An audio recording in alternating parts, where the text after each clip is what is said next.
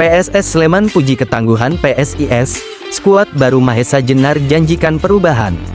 PSIS Semarang pulang tanpa poin dari Sleman, namun penampilan Mahesa Jenar justru memunculkan sinyal kebangkitan yang patut diperhitungkan di sisa kompetisi.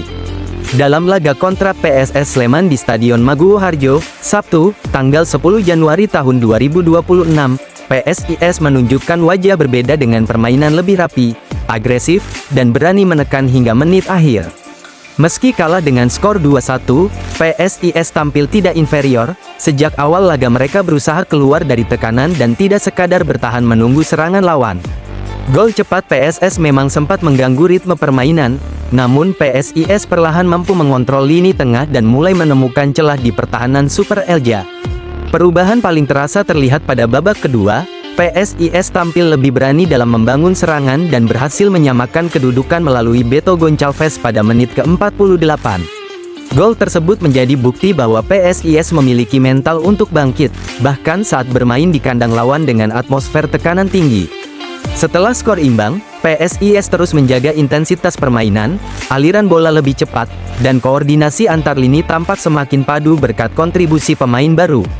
Meski kembali kebobolan, Mahesa Jenar tidak menurunkan tempo, mereka tetap mencoba menekan dan memaksa PSS bertahan hingga peluit akhir. Asisten pelatih PSS Sleman, Gilang Ramadan, secara terbuka mengakui peningkatan signifikan yang ditunjukkan PSIS pada putaran ini. PSIS di putaran kedua ini sangat berbeda dengan putaran pertama, banyak pemain baru dan itu terlihat di pertandingan hari ini. Mereka memberikan perlawanan sampai menit akhir, ujar Gilang saat jumpa pers usai laga, Sabtu, tanggal 10 Januari tahun 2026. Pengakuan tersebut menjadi validasi bahwa perubahan yang dilakukan PSIS mulai menunjukkan hasil di lapangan, meski belum sepenuhnya tercermin di papan skor. Gilang juga menyebut bahwa tim pelatih PSS kesulitan membaca kekuatan PSIS karena minimnya referensi pertandingan dengan komposisi baru. Kami memang belum banyak melihat permainan PSIS yang sekarang, jadi analisisnya masih terbatas, seperti menerka-nerka. Tapi kami tekankan ke pemain untuk fokus ke permainan tim sendiri, dan alhamdulillah bisa mengatasinya, jelasnya. Bagi PSIS, kekalahan ini bisa menjadi fondasi penting untuk membangun konsistensi, performa solid dan daya juang tinggi menjadi modal berharga untuk menatap laga berikutnya dengan optimisme tinggi. Jafri Sastra acungi jempol skuad PSIS, perlawanan di lapangan bikin bangga. Datang sebagai tim tamu dengan banyak wajah baru, PSIS Semarang justru menampilkan perlawanan berani di kandang PSS Sleman. Sinyal perubahan Mahesa Jenar mulai terlihat jelas meski hasil belum berpihak. PSIS gagal mencuri poin dalam laga pekan ke-15 Grup Timur Pegadaian Championship 2025-2026 di Stadion Maguwo Harjo Sleman, Sabtu, tanggal 10 Januari tahun 2025, sore, namun performa di lapangan memberi harapan besar. Kekalahan ini membuat PSIS masih tertahan di posisi 9 klasemen sementara dengan raihan 8 poin, meski secara permainan grafik tim menunjukkan peningkatan signifikan dibanding laga sebelumnya. Bagi PSS Sleman, kemenangan ini menjadi momentum kembali ke jalur positif setelah sebelumnya terpeleset. Namun mereka harus bekerja keras menghadapi tekanan PSIS hingga menit akhir.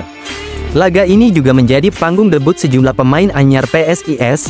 Kehadiran mereka langsung memberi warna berbeda pada organisasi permainan Mahesa Jenar yang terlihat lebih rapi.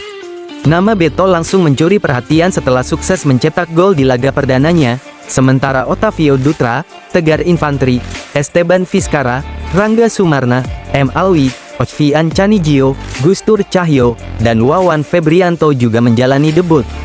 Meski 3 pemain asing anyar PSIS belum masuk daftar susunan pemain, kolektivitas tim tetap terjaga. Kondisi ini serupa dengan PSS yang juga belum menurunkan pemain asing barunya, Lukao.